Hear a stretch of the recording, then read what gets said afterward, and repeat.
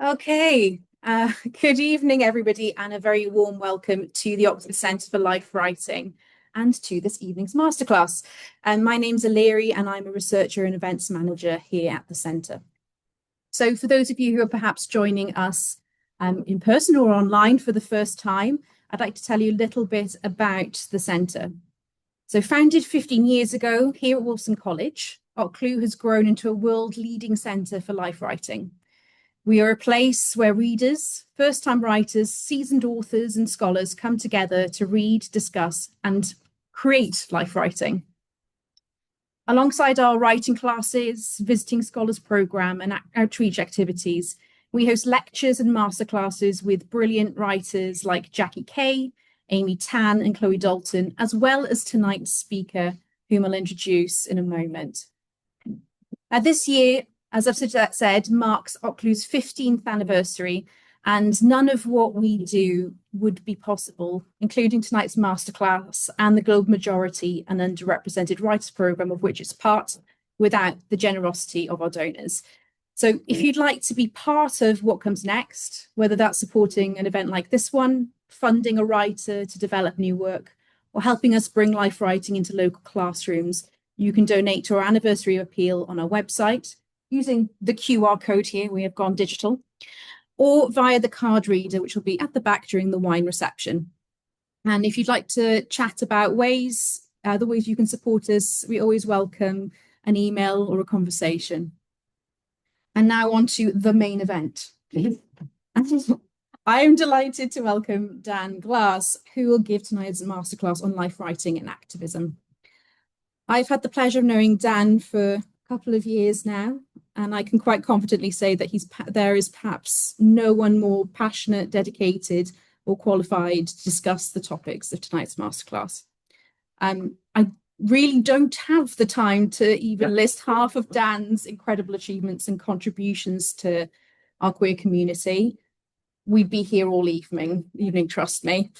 But here is my attempt at a distillation of it. So Dan is an educator, an author, a performer, a presenter and activist, for which he has won numerous accolades, including Activist of the Year and the BBC's Greatest Londoner. It's quite a feat.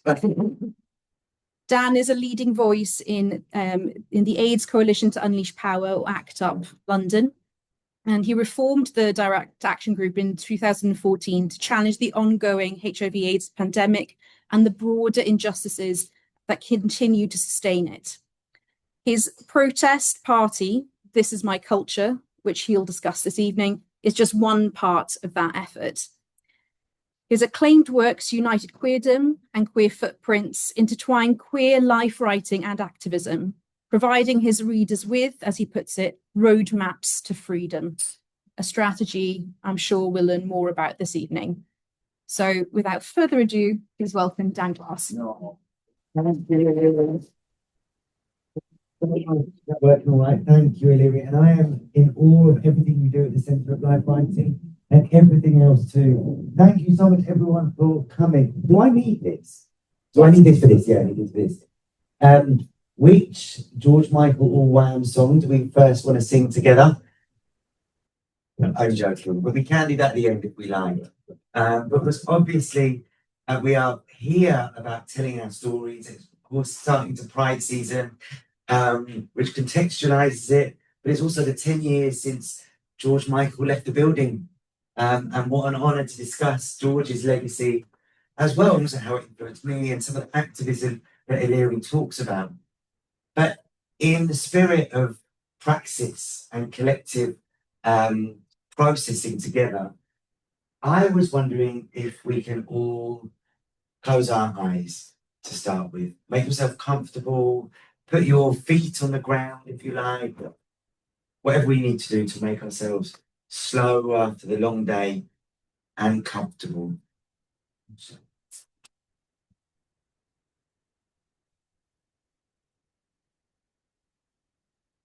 I'm just going to read you this. Tell your story. Tell your story. Let it nourish you, sustain you, and claim you. Tell your story. Let it feed you, heal you, and release you. Tell your story. Let it twist and remix your shattered heart. Tell your story until your past stops tearing your present apart. I'll read that one more time. Tell your story. Let it nourish you, sustain you, and claim you. Tell your story.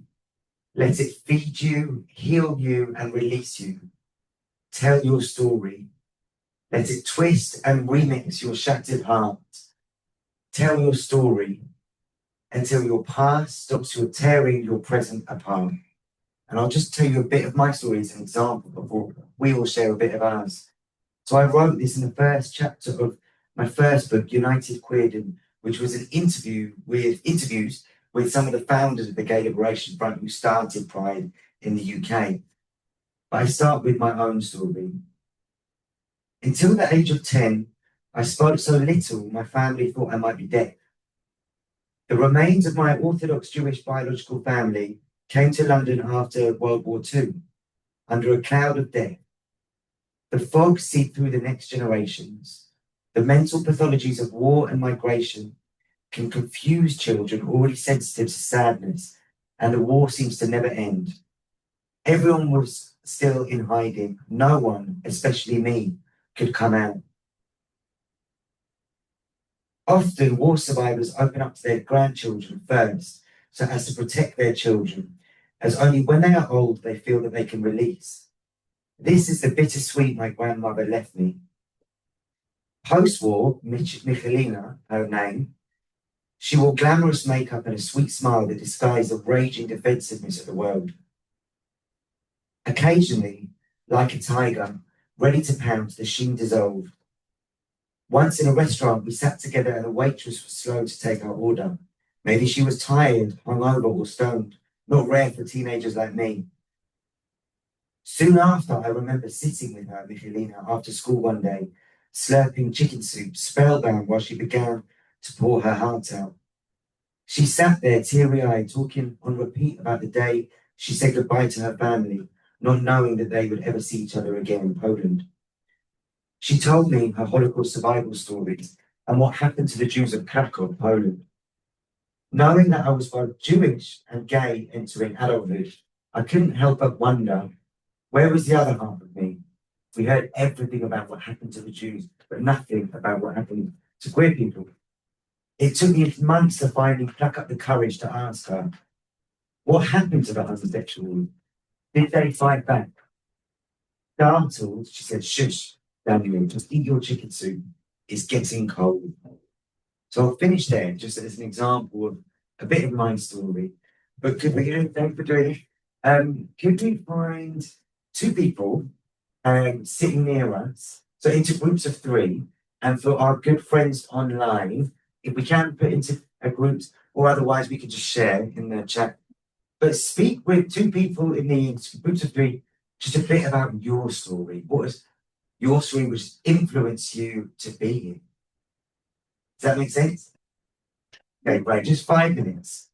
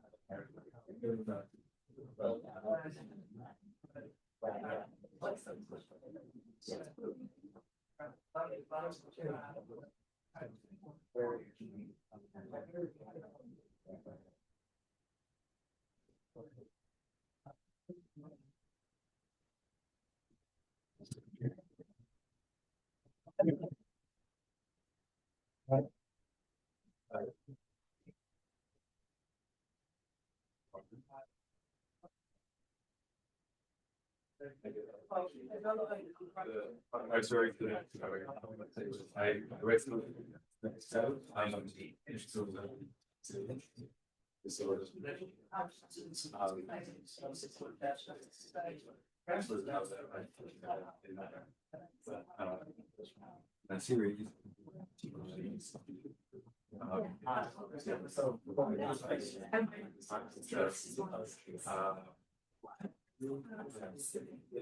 I actually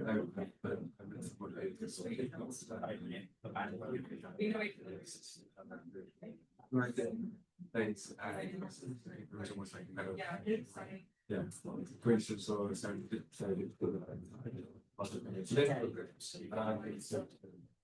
I've done creative writing, writing retreat last year, the different toes, but otherwise,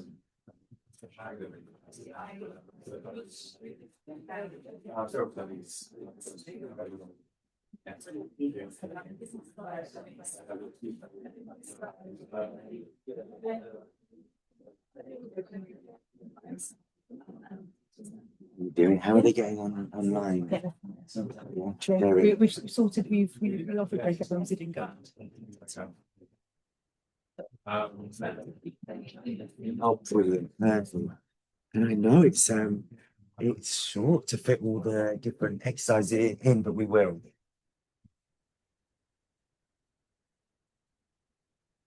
That's great.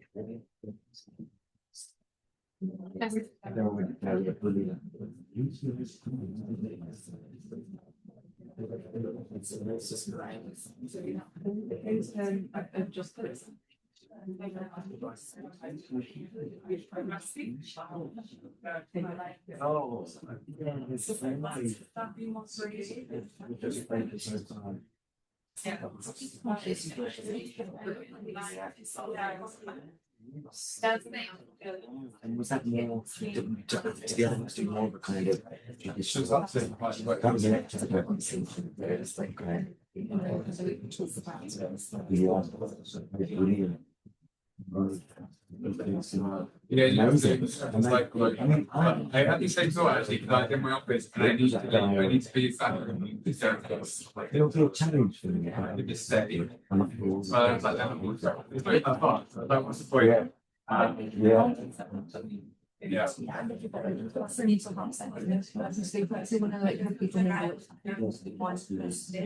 It's always, I'm quite like. And then I think if you get bad news, then I've never that big, and then It's 2 days a week, I got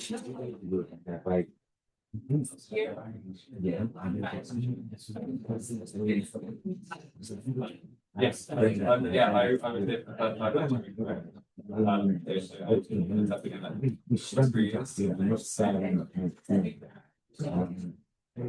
yeah, so I've done a tiny bit of like saying when I did this writing retreat, and then it's something I was actually about towards.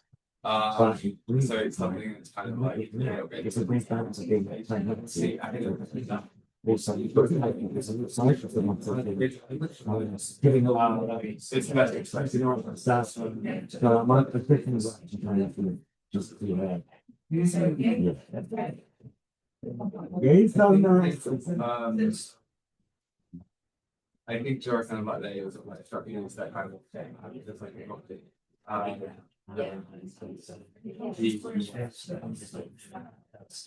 yeah, I think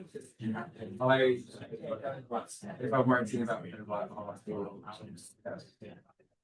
I'd say there is a way in which I think that makes sense for it like writing kind of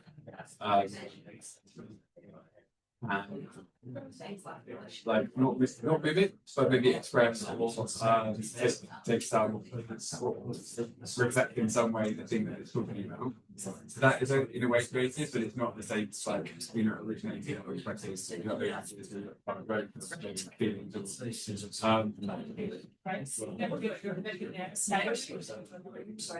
I not so much. Like I've done a bit. But it's something I'd like to I don't know what's next there.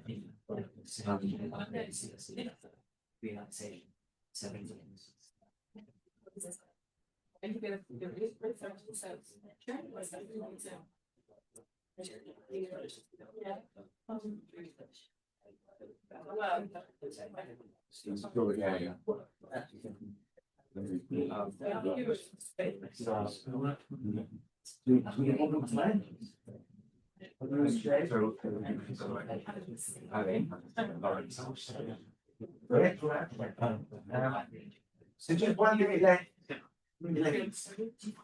I write about contemporary art, I think more like video installations. It's sometimes film like some different things. No, I have aspirations to sound like I think they are still just ideas that we had at this moment. I don't really have much plans to do that. I would like to. It's hard because it's hard to find the time. I'm a postdoc, so I'm almost at the I think it's felt like long. Doing different things and then yeah. Also like being slightly constrained. I think as well. Because it's sometimes I write something I'm like, okay, well, that's quite happy with it. Other than it's going to be something so yeah.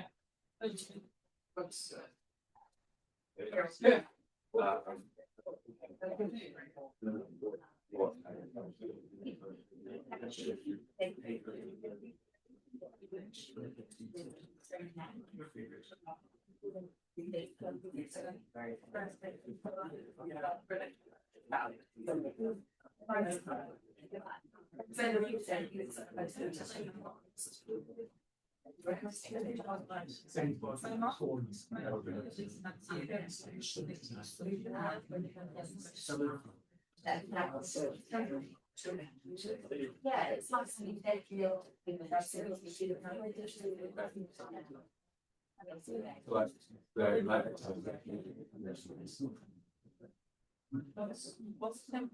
Just 20 seconds left.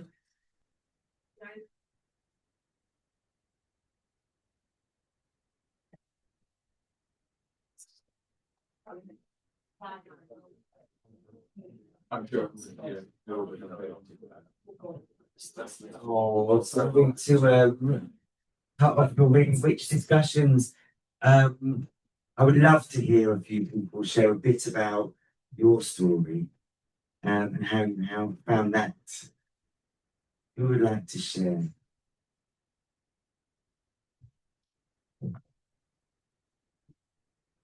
No? Yeah, brilliant. I'm James. I'm from Coventry originally, moved to London in 2015 to teach in Whitechapel. Yeah, and then I can't remember how and then with the first some of the first people named through you. LGSM. Yeah, LGSM, Lesbians Against Support the Migrants.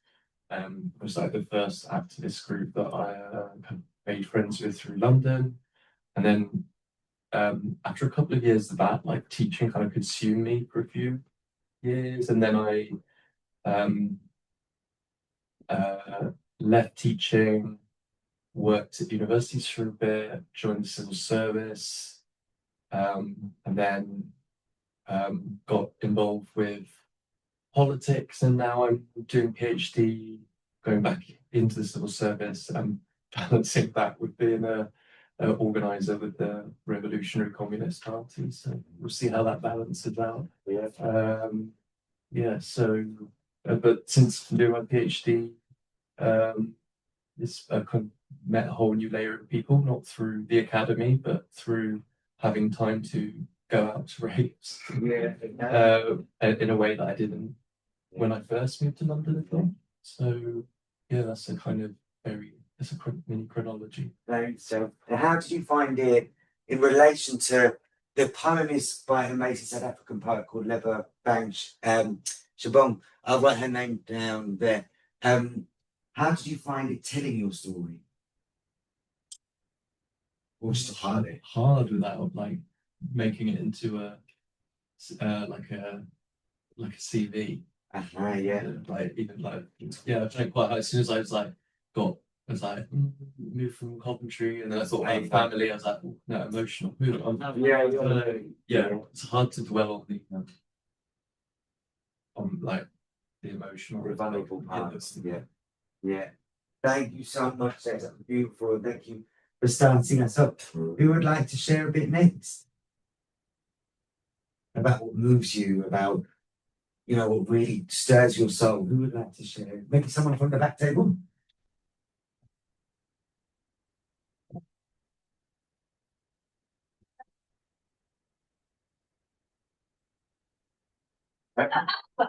Thank you. Thank you, Camilla. I love this girl. Ask me again, and I'll just you want to know? Tell me a bit about your story. Okay, so I was going to a poetry masterclass in Dublin Huh? by a poet called Paul Muldoon. And he's the poet laureate. He's kind of professor of poetry for England, Ireland, Scotland, Wales, New York, everywhere. And it was just such an amazing masterclass. But he'd take a poem apart every day. So he'd pick a different poem that had been published that week. And we'd spend 3 hours going through it. And I think what he was trying to do is show us how difficult it was to be a poet. And he said, you have to imagine that there are 40 people sitting around and they're all taking your work apart just like this. And they were all academics. So it kind of, I think what he was really doing is putting people off, like putting the competition off. Do you know what I mean? So there was one poet that he liked a lot. Is this making a horrible noise? That's all right. Okay, I'll move it back a bit. There was one poet that he really liked, but he was writing under a pseudonym. And the name of the poet was E.J. Thrib. So everybody in the class thought that maybe E.J. Thrib was Paul Muldoon because he kept praising this poet called E.J. Thrib. And I thought this was funny. So I made up a poem about E.J. Thrib. And it goes like this. I'm going to try and tell it. So it goes something like, is E.J. Thrib Paul Muldoon? I really hope he tells us soon. Perhaps he is Ian McGonigal, but his work is too canonical. Anyway, I'll try not to versify, because Paul says it's crap. Oops, I versified. Oops, I've done it again. So I was reciting that in the United Arts Club in Dublin. Yeah. And then someone who was sitting beside me said, who are you? What are you doing? And she turned out to be the cultural curator of the Irish Cultural Centre in Hammersmith. Oh. And she asked me if I'd take part in a documentary with her that was connected to my life writing project. So the next day, I stayed up quite late that night. The next day I had to go and take part in this documentary. And if you've ever been filmed from the side, hungover on a Sunday morning on a very sunny day, and then seeing yourself afterwards on the big screen, it's quite upsetting. So the documentary's been screened this weekend at the Kiln in Kilburn, and you're all very welcome to come along and laugh at me. Thank you. Thank you so much. Thank you. Wow, that's brilliant. Thank you. And congratulations. Thank you. Let's see. Maybe one or two more people who would like to share a bit.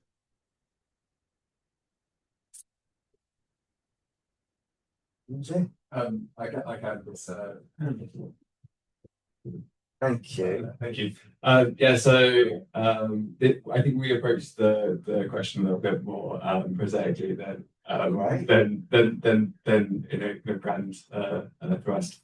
We were united by the common struggle of trying to get in the door at the beginning. So that our story began there. But how I made my way here, I came to the Peter Piper talk a couple of weeks ago, and then I realized that this kind of whole series exists, and it was actually a kind of serendipitous moment because I've recently got to know someone who is involved with the This Is My Culture. Oh, yeah. Do you know Arabic? I love Yeah.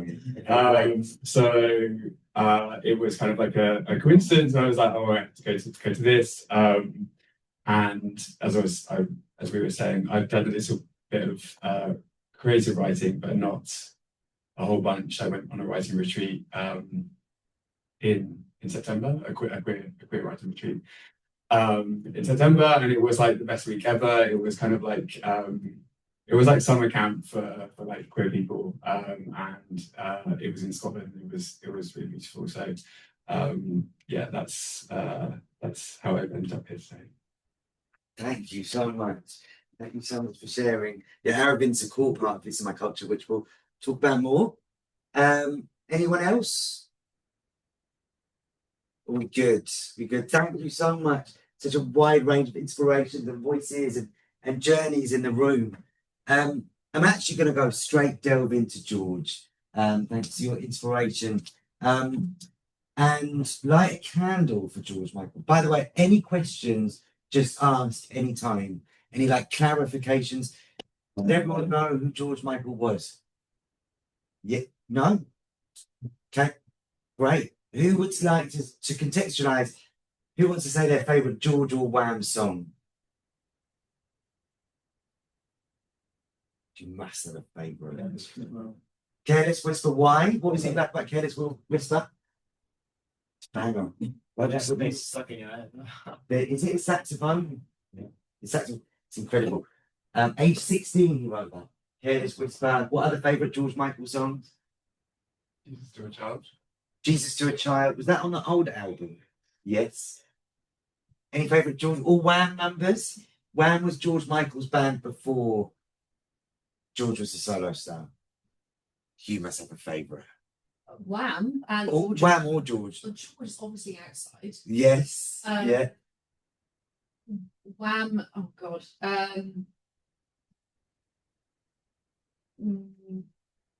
love. I say Last Christmas because the story behind it and the music video is really special. Which one? Last Christmas. Last Christmas is amazing.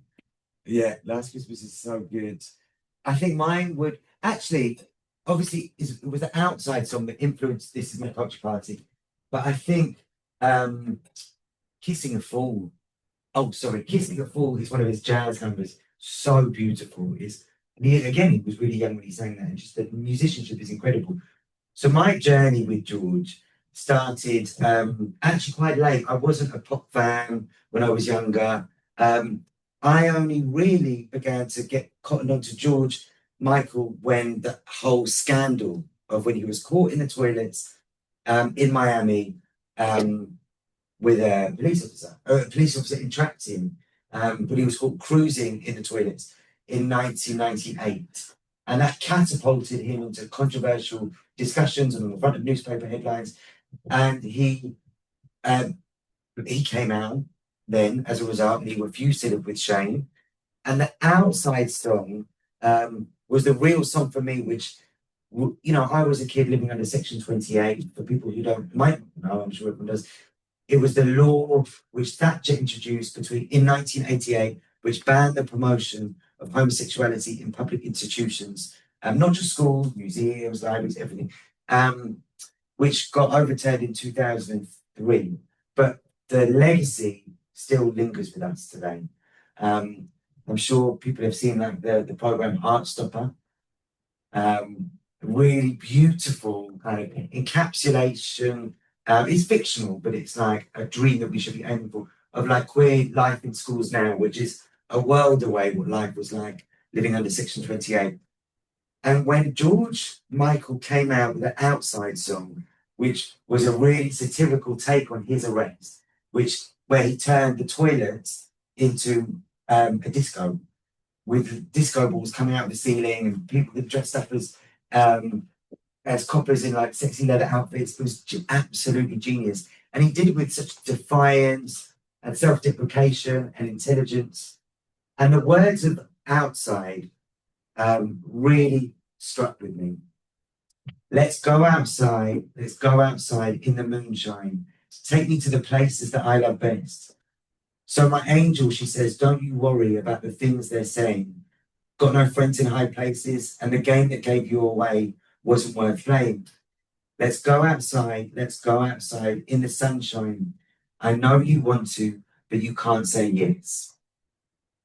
And I wrote more about George in my second book, Queer Footprints, which was a radical walking guide to London. But it's just 7 routes and 32 short mini mints, short queer power stops as well, but just 7 little routes in London. And this is a bit more about our George, who we're celebrating today. So this was in the Ladbroke Grove tour, and it's where we stop outside Psalm Studios, 8 to 10 Basing Street. Welcome to the former Psalm Studios, the creative mecca of freedom-seeking artists who recorded here, including Bob Marley and Peter Tosh. Now luxury flats, the tenants might not realise the salaciously lustful history of another artist who worked his magic here. It was here that the grand dame of defying state oppression recorded a masterpiece. This is where George Michael sang I Want Your Sex and recorded the bulk of his album Faith. Relish his lyrics. I swear I won't tease you, won't tell you no lies. I don't need no Bible, just look in my eyes. And take a moment to soak in the grand, multicolored buildings on the street. With a well-publicized history of cruising for sex in public places, George Michael was arrested by an undercover policeman in a Beverly Hills men's room in 1998, and again 10 years later here in London. He turned the arrest into the celebratory song Outside, with one of the most self-aware, hilarious, and sassy music videos in history, featuring a public restroom that turns into a disco. Dressed as a cop, he sings about the joys of having sex outside. After his arrest, he opened up to the Guardian newspaper about his love of cruising, saying, the handful of times a year it's bloody warm enough, I'll do it. No mistake, no guilt, no mincing the truth. Just being outspoken, clear as day about his desires and how he enjoyed them. This helped millions to reevaluate and transform how they saw and embraced sexuality. At a time when the London Lighthouse, which was the HIV clinic down the road in Ladbroke Grove, was heaving with people with HIV crushed by the homophobic moral panic enforced by the Conservative government, this was nothing short of a miracle. Yes, George Michael was adored and respected globally for his outstanding contribution to creative musicianship, but his legacy must not be cleaned up. George wouldn't have wanted that. Indeed, he would have resented it, in fact. Contemplate what he told the media in 2005. You only have to turn on the television to see the whole of British society being comforted by gay men who are so clearly gay and so obviously sexually unthreatening. Gay people in the media are doing what makes straight people comfortable, and automatically my response to that is to say, I'm a dirty, filthy fucker, and if you can't deal with it, you can't deal with it. George, that gorgeous fairy communist, went above and beyond sexual freedom too. Formerly a member of the Young Communist League, George raised funds for labour rights during the miners' strike with his band Wham, volunteered at a local food bank supporting thousands impacted by welfare cuts, and spoke out against imperialist war and greed. Authentic, sex positive, and unapologetic. This is my favourite bit. George even left a credit at the end of the Outside video, filmed in the style of a Swedish porn movie, to the police officer whose name was Marcello Rodriguez, who entrapped him and respelt it into an anagram to say Marcello often wankum, calling him a wanker basically, in an act of sweet revenge. Iconic. So here's to George, thank you. Any questions or insights or reflections on that kind of homage to George? And maybe the impact that he had on, or has on you? Musically, politically, anything? Yeah.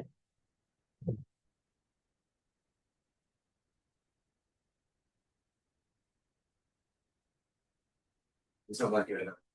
Okay, I think it's on now. I think in my household, George Michael was always like, my mum loves him. Oh yeah. I think that he was that figure that for a lot of people he kind of, I don't know, he brought queer lives into like into that space with parents and my parents, you know, and that generation who didn't have much interaction with that. And he made it something that was recognizable and fun and almost intimate, because he was kind of like your mate. Yeah. So I think, yeah, that's how I always think of him and how she speaks about him. Oh, and your mum's still a fan? Yeah, I think so. Yeah. Great, brilliant. Thanks to your mum. Thank you.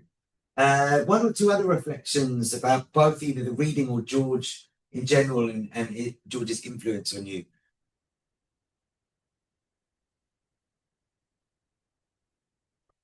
Yeah. Do you wanna- I think for me, his daring and his willingness to be so open about his politics, his opposition to the Iraq War, and also his embracing of the political potential of camp, Yeah. both in his life and in his work, is an inspiration. Also, I'd love to have his hair. So that's a start and inspiration. Yeah. Tell us a bit more, because you really nailed it for me, the political potential of camp. Yeah. Tell us a bit more about that. Well, you've been talking about outside. That is it. So the entrapment of gay men in toilets in Los Angeles is long documented, and is I'm going to turn it off. But as long as it's long documented, and in fact, you could, if you go on. So this was part of my research for my PhD. I promise. I found that if you, on Pornhub, they have the entrapment videos from the police from the 1950s and 60s on Pornhub. So though that sort of entire encroachment upon gay men's bodies, their consent is, you know, still an issue. Yeah. So his willingness both to highlight that, to call out the ridiculousn's of it, to ridicule the police, Yeah. And to do it in such a fabulous way, Yeah. is really powerful. Yeah. That's incredible. They've got the entrapment videos on. Does that make sense? The entrapment videos being on Pornhub. Any questions of clarity about that? Sorry. No, I mean, it's striking. Acting or real? No, real. Real. Yeah. Wow. I've never been on Pornhub, Yes. so I don't know what it looks like. Is it Presuming, is it, one side? it's like videos, Hmm? or is it professional porn or Yeah. video? It's anything. All of it. All of it. Including entrapment videos, yeah? Wow. Wow. Yeah? No. Great question. I was just going to say the point being that Sorry.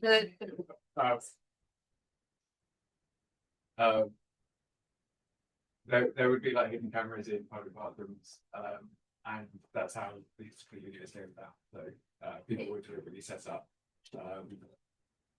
So right.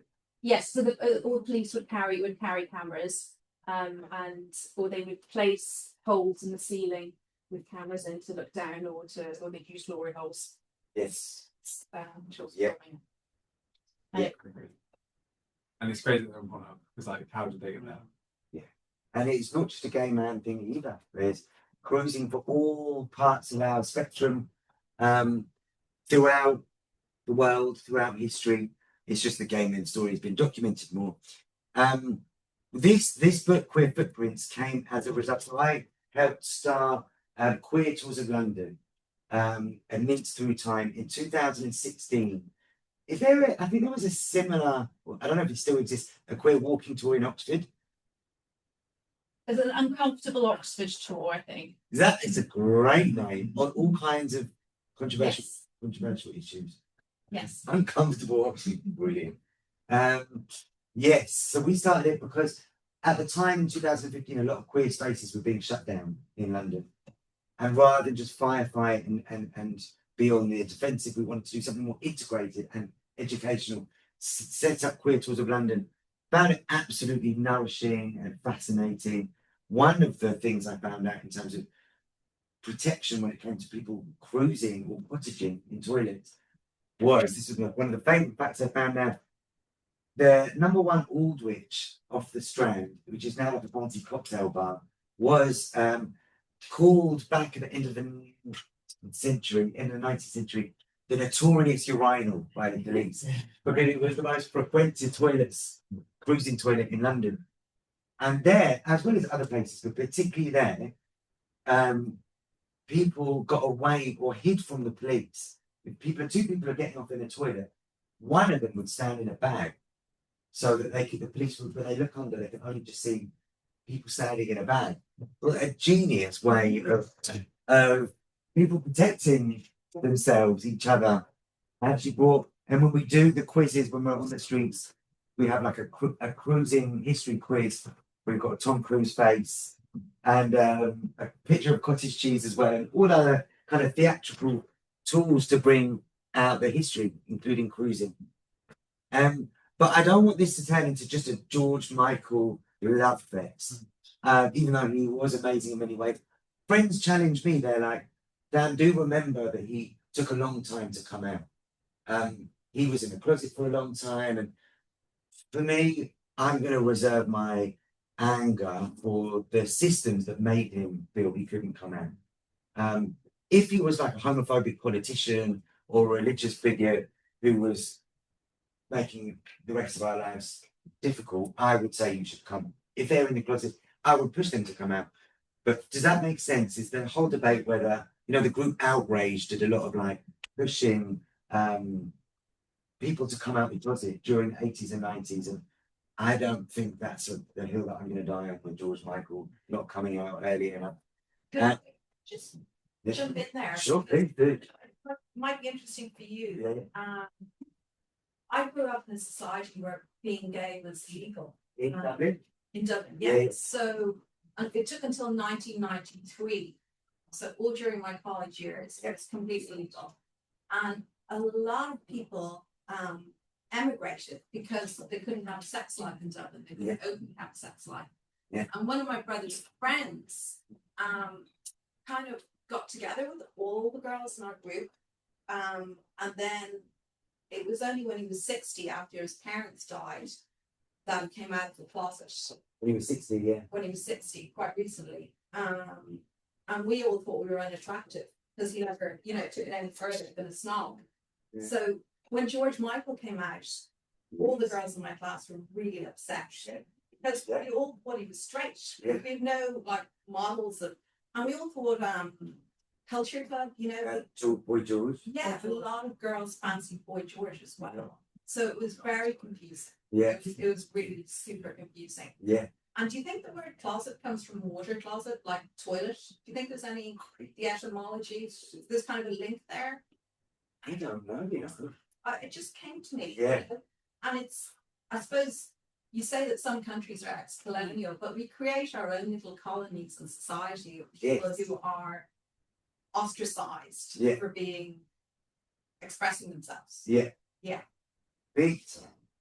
And if we look at the resurgence of a Section 28-esque society now, with all the transphobia, institutional transphobia that we're dealing with at the moment, we can't think that Section 28 as a concept of a culture of silence and weaponization is gone. It's gone. Thank you so much for sharing. And I want to know, who are your George Michaels that have inspired you to come out and take action and write and tell your story? We've got the candle. Who would you like to pay homage to as a queer or countercultural person who's influenced you? Can't just be George. Yes? And if you want to come up to the candle. Oh, it's okay. I can speak. Okay, yeah. I think Andrew Gibson here. Yeah. So for those who don't know Andrea Gibson, I would really recommend looking into their work. They were a non-binary poet laureate of Colorado and other things, but I was very into their work before that. And I would say that Andrea was like my first main exposure to poetry, to slam poetry, to telling stories, and to like a certain way of being that I felt like very reflected in as a young person who was kind of trying to figure things out. And yeah, I would say also kind of taught me how to write I took a class online of theirs during COVID, and also their wife did a class online that I kind of followed in. Yeah, I would say both of them have been very major. And Andrea Gibson died of cancer this year. So this is their contact. Yes, and remind me of the name of the other person. Their wife is Megan Powell. Thank you. Carry on. Who else would we like to pay homage to? Andrew Gibson. How do you spell the other person? Megan? Megan Powell, who is still alive and carrying on a lot of Great. Thank you. 2 hours. 2 hours. Yeah. No W. Okay. Okay. Good job. Yes. Yeah. I would say Louis Sullivan. He's like a trans man, probably the first trans man to publicly identify as gay. He was born in 1951. He died of AIDS in 1991. And he was, yeah, probably the one who pushed the most because at the time to transition, you had to be straight in the gender that you transition towards. At the time, you had to be Straight, so you had to pretend he was a straight man to transition, and he refused to do that, and he was the one who fought the gender clinic system in the US for to not have to do that, and he never did. Yeah. And he died of AIDS, and one of the last things he said to his doctor at the gender clinic is, "You might not have allowed me to live as a gay man, but I'm certainly going to die like one." And so he left like loads of diaries about his life, like from a very, very young age, because he wrote from when he was a child. And it's very as a gay trans man, there's basically no literature about this at all. He was the one who kind of pioneered that, talking about his life, and you can see he spends most of his life, actually pretty much until the day he died, quite confused about everything, about himself, about the people he loved, about how to live his life as a gay trans man. This hasn't been that much since him. So wow, that's so inspiring. Emotional. You might not have let me live as how do you say it? yeah, I'll find the example. Yeah, thank you so much. Wow, and to have inspired you, that's so inspiring to hear as well. With all the great awareness you do as well, now. Yeah. Well, California inspiration, of course, Harvey Milk. Harvey Milk. Who was Tell us more about Harvey. Harvey was the first openly gay San Francisco supervisor who pushed through a lot of equal rights legislation in the city, rights of gay. And he was killed in 1978. And another one just close to my area is Kay Ryan, who's the U.S. Court of Oregon. Hey Ryan. Kay Ryan.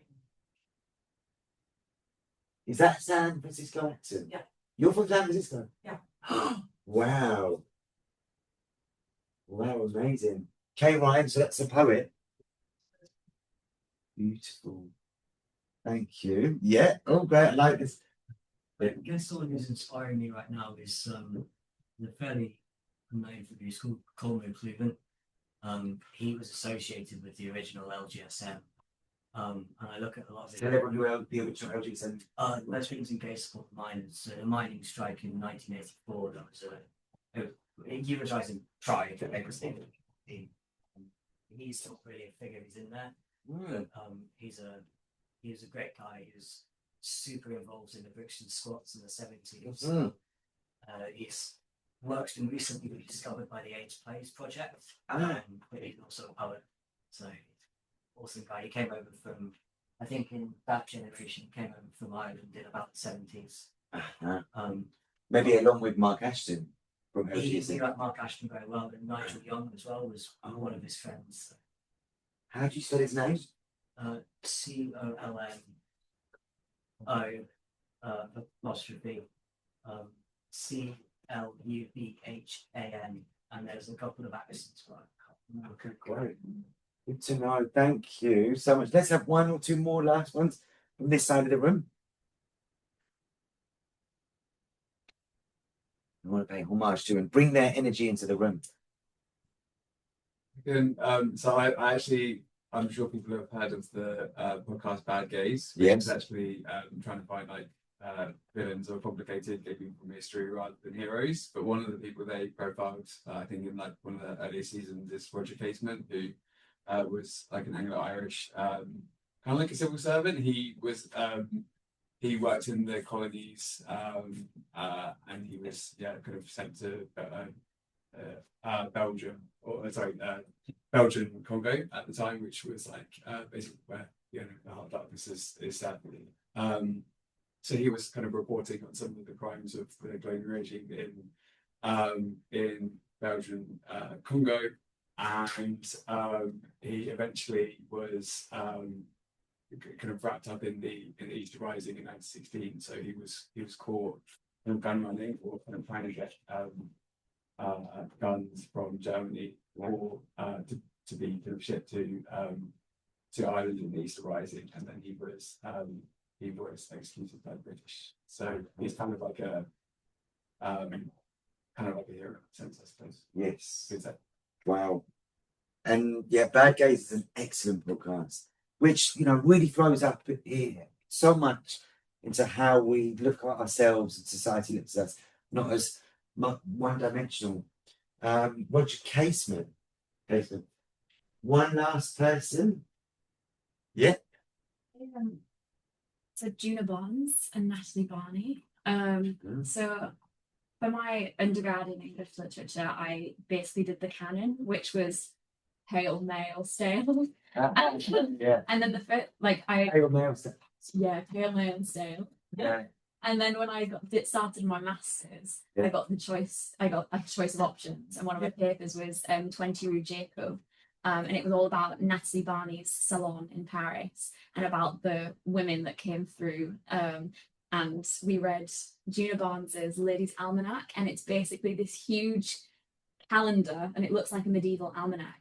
And she's done these like medieval hand cut, like woodcuts, hand drawn woodcuts of like women having sex, and it's just this huge celebration of what happens when like women can love freely and come together. And it's like the coolest piece of literature I've ever seen. It's so sick. Juna Barnes. So DJUNA. Yeah. Barnes. Okay, yeah. Brilliant. Thank you. Thank you so much. I guess one more I'd like to throw out there was Arundus Wilhelm, who, I talk about my Jewish heritage in the war, World War II. Arundus Wilhelm was part of a collective of queer artists and activists who were planning anti-fascist attacks. And in 1943, they blew up a records office in Amsterdam because they knew the Nazis were going to go through the records office and find thousands of people's addresses, home addresses, including possibly Dutch heritage as well, maybe some of my own. And just before, some of them were found, some of them escaped. And what's her name? She became an iconic lesbian violin classical musician. Escaped to America after the war, but he was caught, and the words he said just before he was executed was, "Let it be known that homosexuals are not cowards," which for me, a lot of the kind of stories with kind of war in general is that we're all victims and that we didn't go out without a fight. Not that you have to fight, but it is one strand to our culture. So we'll chuck a Arundus Wilhelm there as well. Thank you very much. And I'm now going to just go on to, a bit more, go deeper into the three key questions. What can life writing offer activists? How can uniting and direct action enter dialogue in activist practice? And how might we write the liveliness of queer experience, its forms of love, protest, and collectivity without fixing or containing it? Thank you, and amazing questions. I'm going to go obviously into the context of this is my culture. So after George died in 2016 on Christmas Day, you know, like I said, I came round inspired by his protest in the outside coming out. Then I went down the George Michael and Ryan music rabbit hole. But we were like, how can we honour him, which doesn't get sanitised? And so picking up the phrase which he said to the police when he was going cruising, fuck off, this is my culture. This is something I want to celebrate. This is nothing to be shameful about. We organised a party/protest in Hampstead Heath, his favourite cruising ground, which is where he said to the paparazzi, fuck off, this is my culture. And which year were you at the first year? First year? No. Not the first year. First year, 2017. Hands up, who's been to This Is My Culture? Yeah. Onto the inside. You've not been to the one in the summers? Okay. We always try and do it. How would you explain it briefly, your experience there? This Is My Culture. It's magical. Oh. How do I explain it? It's unique. You're in the woods by the fuck tree. Yeah. On Hampstead Heath. Look it up if you haven't. If you don't know what I'm talking about. And you have banners laid out on the ground. Everybody brings a picnic, a collective picnic. Everybody eats together. Everybody talks to one another. There's no, it's everybody's super friendly. You start with talks. So I think last year there were representatives from ACT UP. Yeah. And you're going to correct it. Was it the person from Trinidad? Yes, Benson Jones, yeah. Yes, who was talking about their activism concerning the decriminalisation of homosexuality there, and then lots of other things happened. There was Morris dancing, yes, and then lots of George Michael playing, and people being lovely to one another. And I met lovely, beautiful people who were just happy and in the woods until the police came. That's such a lovely encapsulation. Thank you so much. Thank you. It really is magical. The first year was quite interesting because that was just after George died, and you had like die-hard pop fans, like straight families, and who came die-hard pop fans, and then loads of like queer East London community, and it was an incredible mix. And I write about it in here, which I'll read that in a bit. I remember there was one woman who was walking her dogs who saw it, and she was like, what's going on? And we said, this is to celebrate George. And she was like, I love George. Brilliant. Well done for doing what you're doing. I thoroughly support this. Just make sure you pick up your sex litter. And I was like, what's sex litter? Obviously, it's condoms and lube and everything, which we should, because part of it is leaving no trace and honouring the natural environment that we're in. But let's show the video. We got this one. Let's show this video. Let's show the TAMC one first. Do you want me to turn the lights on?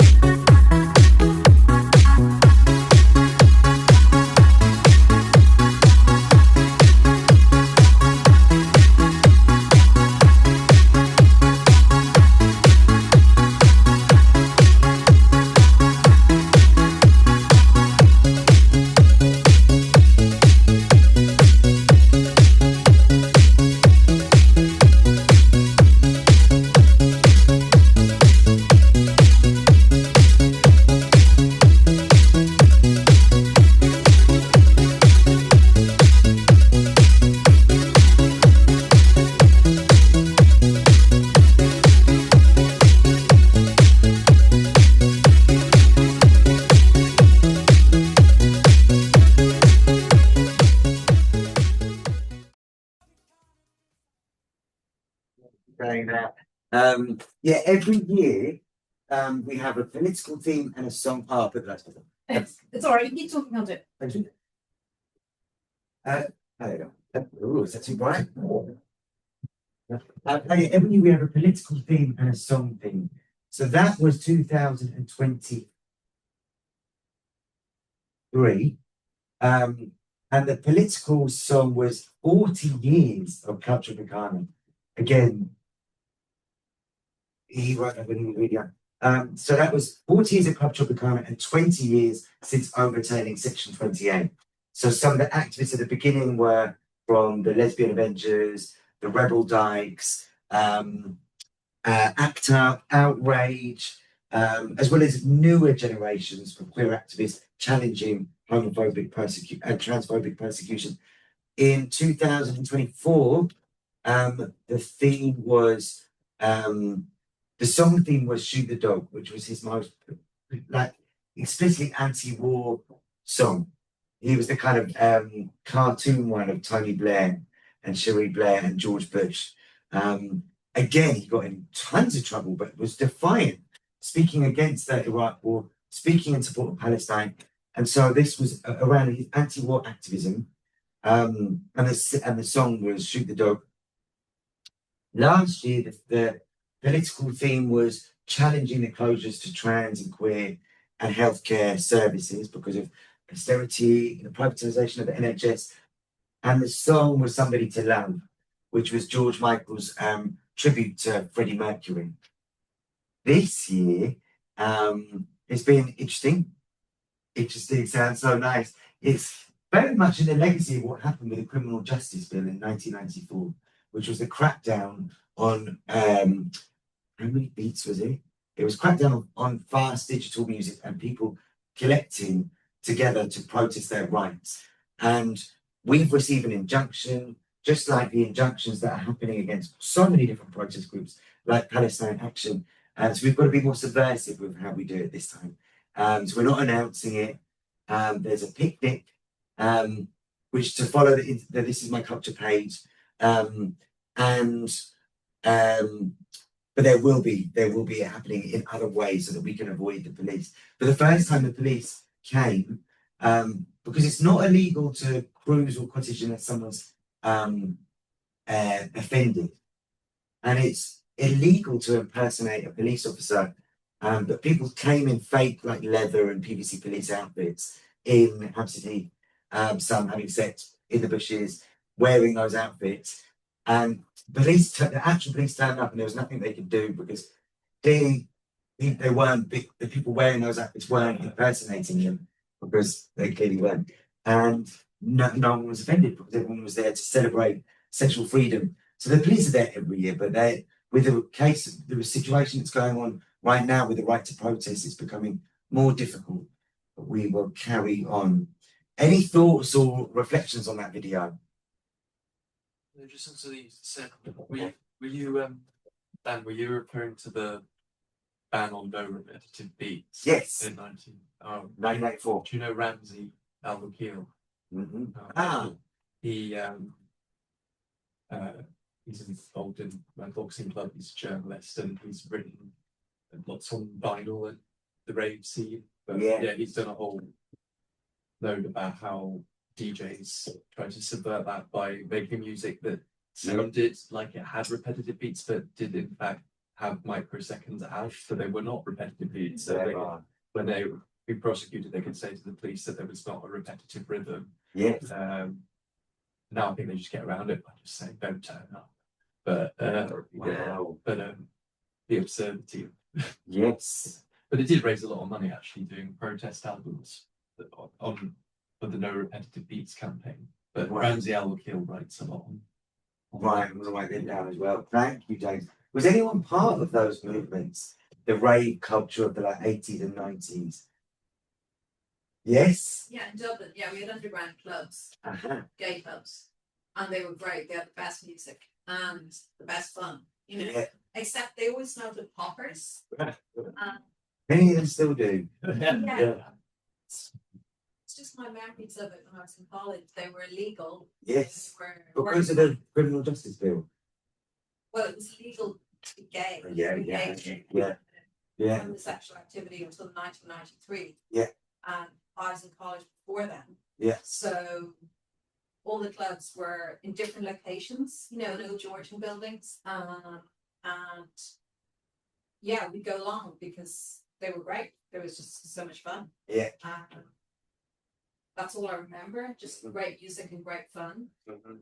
I don't think the police were typically going to shut them down, but took a long time before somebody could get a premises and openly advertise it as a gay club. Yeah. It really, it still gives me the shivers in terms of how important these spaces are, and they really weren't that long ago at all. And how, with what's going on in the world at the moment, these rights in our spaces can be taken away like that. What's going on in America? I don't know if you want to share any of the live here. You don't think you live here now. Yes. But what would you say, and how are you feeling about the situation around gender diversity, education, sexual freedom in America at the moment? It's different, so I think. Yes, I live in North Carolina. Oh, I want to hear this. What's the life from so poignant? Well, it is poignant, because I have so many friends who got married immediately. It was legal, and now they're.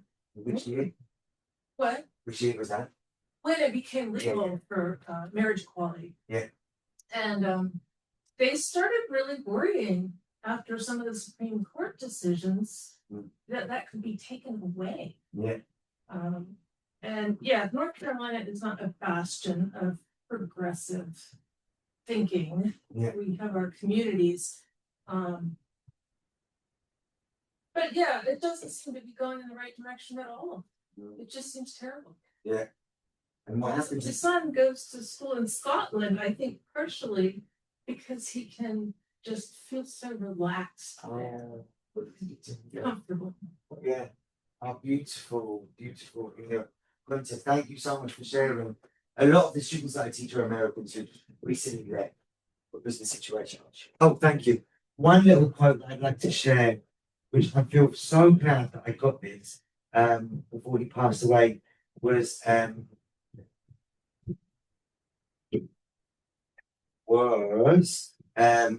Eric, the late Eric Thompson. Sorry, 2022 was the year before I finished his book. So before the Gay Liberation Front, this tattoo is in honor to the Gay Liberation Front. You see, it's a nun in drag with doing a can with mice at her feet.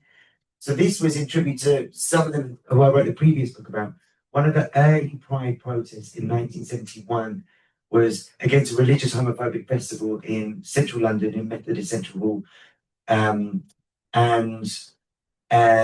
called the Festival of Light. They found out about it, both the Women's Liberation Movement and the Gay Liberation Front, dressed up as nuns, went to it to get in, so they could get in dressed as nuns. They thought they were actual nuns.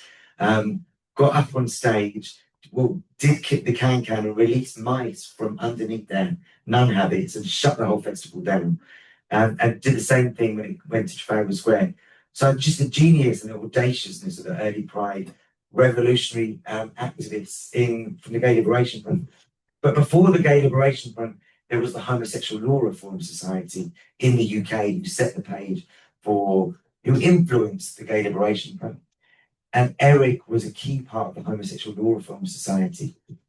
He said that remember in the early 1930s, Berlin was the gay capital of Europe, and look what happened by the end of the 1930s. What is required for a healthier, happier 21st century is nothing less than a sexual revolution. The journey to liberation isn't as smooth as we want. We have to keep active. I am glad that history is being remembered. It is very important. People should know their history for the pathways ahead. And I would love, I know I'm conscious of the time, and whilst I show this last video, have a think in relation to this question. And I know that you're all very busy and all absolute firecrackers, so this might seem a bit obvious, but what is our struggle, and it's so important that we get clarity on what our struggles are now, whether we're focusing on specific trans liberation or a certain intersection of our community's freedom struggle. I'd love to know a bit more about where you would like to, where you are or would like to employ these specific ideas too. But this is my example of the stuff that I'm working on now, very inspired by America, by ACTA, like Illyria was saying, AIDS Coalition to Unleash Power, which was formed in 1980. Does everyone know them, ACTA? Everyone know ACTA? Okay, right. One day I'll stop talking about them, but not for any time soon. It's the 40th anniversary of ACTA in next year. I was diagnosed in 2005 with HIV. Didn't know anything about HIV activists or HIV really at all, apart from, I don't know, if anyone's an EastEnders fan. Okay, great. Mark Fowler from EastEnders was my icon. And it was, I had a lover a few years later who taught me about, in fact, what he said to me was, I was not in a good place with my HIV diagnosis. And this very relates to the thought of uniting dialogue and action. I went round to his, we hadn't had sex yet, I was really nervous. He said, oh, there's something I've got to tell you. And he was like, what is it? Spit it out. And I was like, I don't know how to say this. I can leave now. I can jump in a taxi or whatever. He was like, what is it? I said, I've got HIV and I'm sorry. And he said, don't you be so fucking patronizing. It's not up to you to teach me about HIV. As a gay man and as a human being on the planet, it's up to myself to teach myself about HIV and us all to deal with it as a community. Now get your clothes off and get in my bed. And then the next morning he was like, read this about ACT UP, watch this about ACT UP, and the collective struggle which forced the government after the murder because of pharmaceutical greed and government inaction of thousands of people, which actually 44 million in the world now. But for me, I owe my life to people like ACT UP. This was one of my favourite events last summer during Pride season. And if we're talking about the importance of these brilliant intergenerational conversations and how one of the key mantras is, like we're doing, remember the dead to fight like hell for the living. This I found really moving because of the stories that we told about our own lives. So I'll tell you the lives of Philip.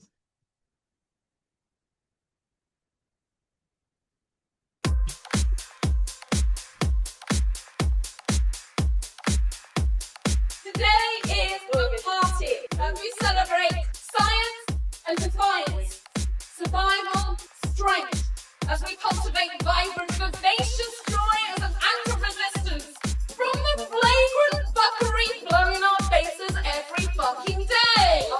Today is a party as we mark how far we have come from history and how inevitably beautiful it is to come together as a community.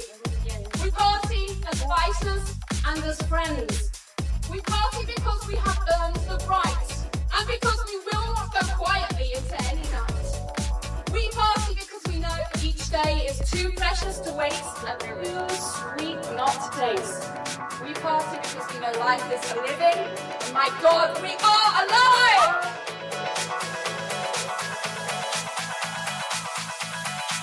Mr. Douglas!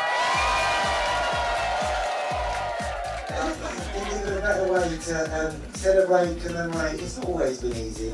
So thank you so much. I'd like to remember 3 people. There's Richard, who's an early member of GLA. There's Freddie, who I had a one-night stand with. And there's Derek Carver. Mark was extraordinary. You know, he was extraordinarily charismatic. But let us also remember all those people who have no grave, who have no testimony. Just over there is Stuart Fitz. You look at Chester. She was a excellent lady. So these 2 ladies are the reason why I do what I do today. Chris Sanford, the legendary. Julhas was one of the pioneer LGBTQ activists in Bangladesh. We love you, Julhas. We love you, Tonoy.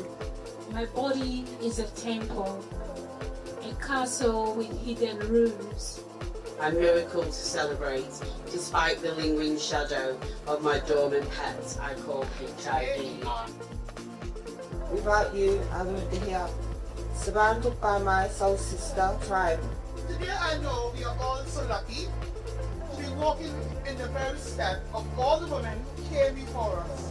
Hey HIV, we love you! So here at the National AIDS Trust and HIV Outcomes UK, I'm here to hopefully work with communities, work with community organisations, activist groups like ACTA, to fight for the changes that we need to secure for our communities. John had the privilege to address the World AIDS Conference to promote harm reduction for injection drug users. Oh my God, and I'm certainly proud of them. But I'm also very proud of the people whose shoulders that I stand on. I have a right, I'm here, I'm queer, and I am full of love. And it's only the past year or so that I think I've kind of been empowered a lot by ACTA to kind of speak my truth, speak my experience, fight for the people who can't fight for themselves.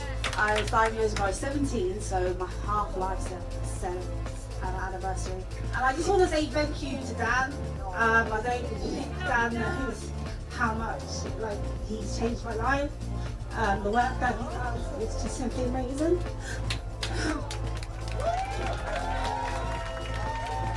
But these ochre, crimson pantaloons pushed me.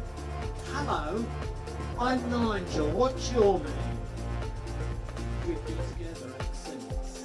If it wasn't for you, and if it wasn't what ACTA did, me and my child wouldn't be here. He's 35 years old. I've got a power within me to educate, to raise awareness,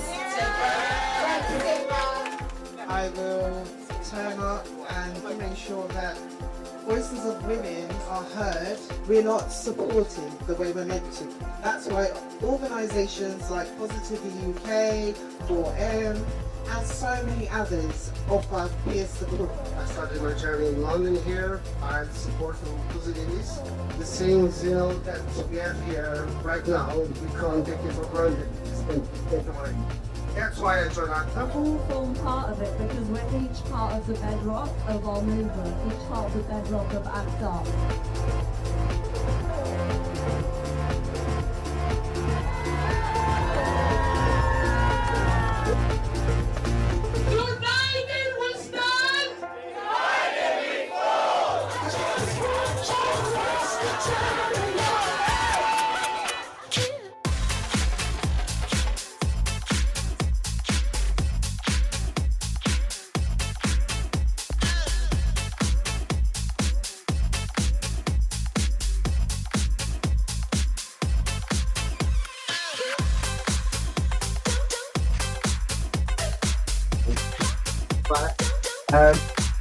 Any thoughts or reflections on that you're saying? How did that make you feel watching that? What did you learn? Yeah. It was a lot of fun. We should do it again. We should do it again. Yeah, how did that make you feel?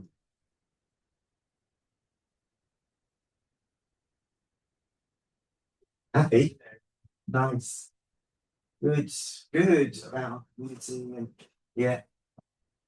Also than some of the boat parties that they run on. That just be thank you so much for coming. And any questions about anything from this evening? I hope there were some good examples of dialogue and action in practice and community power, the liveliness of our queer experience. I would love to end on do a quick go around of what are the things that we need to, what we're continuing to do, what are the issues that we're all working on now, because it's so important to have a kind of balance between the past, the present, and the future. So what things do we want to apply our creativity, our powers to now? What issues are we working on? We'll pass it around. Both Jill and I are putting a lot of energy into, we've been running this year the UK's first regular LGBT youth boxing class, because there's a fear of queer intergenerationality, and so that means if you're queer young person who's very nervous about sports and doesn't feel like you've got a home at other sports clubs, then there's very limited offer because a lot of queer people are kind of scared to take on what they see as added risk. So yeah, we're doing boxing and we're looking to make that contact and train up queer amateur boxers with knockout and also hot girl boxing. So we'll be moving over to another queer club at Splinter, which is called Hot Girl Boxing. But girl is very much a state of mind. Okay, great. Yeah. So honestly, it's so inspiring. And where are these places? They're both in London. Yeah, like Finn's Park, we're moving to Bethnal Green. So yes, we're gonna have our first queer owned gym that we're opening. Time gym. Yeah, it's kind of congratulations. Looks like an old industrial workshop, which is what it is at the moment. But yeah, it's That's brilliant news. That's brilliant news. Thanks. So yeah, carry on, pass back. Thank you. I think this partly relates to the question of like what is our struggle and also how do I feel watching the video, which is I think you touched on it earlier that not forgetting the past or not even seeing the past as the past in relation to AIDS and seeing the connections between organising around ACT UP and organising around Palestinian solidarity, for example, which has like kind of rich kind of genealogy. I think for me, what I struggle is it's always something which is like connected to others, and I think if you basically whenever someone asks like what does like being queer mean to you, I think that awareness is what takes you from beyond kind of sexual activity or even identity to something consciousness which is more than that. So I think if you can see that the same way that a generation ago gay people were being discriminated against, today like trans people are, and if you can also see that kind of pinkwashing is a thing where you can have a nice life in Tel Aviv Pride if you're a white gay person, then actually that's like it's like not in my name basically is I think so. I think trying to channel that emotional and kind of emotional and intellectual connection to what those political struggles are, I think is really important, I believe. So thank you so much.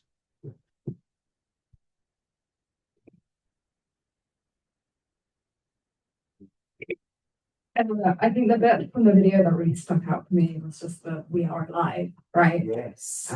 I feel like for me, it's to continue to remember that and celebrate that for everyone. Yes, and it's simple but so profound. So profound. Thank you so much. Yeah, thank you.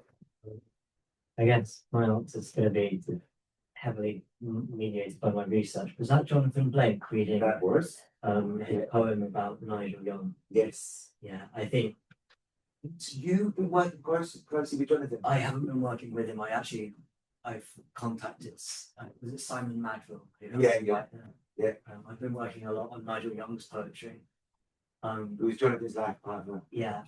I think that for me, part of the struggle now, or the struggle with my research now, is what do we do with these memories and how do we take them forward? And how do we use them to think about how we're going to think about AIDS and how we're going to progress with it going forward? So looking back to the past to sort of clarify the future. And I think that poetry collection, I mean, Simon sent me the poem he wrote for Nigel Young's funeral, where he takes Nigel's own haikus and he's reformulated them into a new poem, which for me just encapsulates so much of what we can do with these kind of queer stories and queer memory. Yeah. I'm waiting to read your work. Beautiful. Thank you. what can we apply our energies and collective powers to now? Huh? Well, any last questions or sorry, we've run out of time over time. Thank you. Any last questions or reflections for myself? Okay, a few last words, one word of how you're feeling, just one word of how you're feeling. Starving, okay, yeah, valid. Oh, well, thank you so much. Thank you for organising. It's been really lovely to see you. Keep in touch and any like strategies or networks or anything to carry on the fight ahead, we will.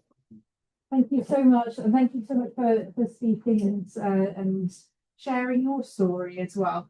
I think hopefully this is giving you some food for thought for those starving. Oh, it's sorry, I didn't say starving. Did you? Sorry. I apologise, but nevertheless, food for thought. I'm just messing because I said starving, but I meant inspiring. Brilliant. And to take into your research or creative writing and thinking about drawing those connections between activism and life writing.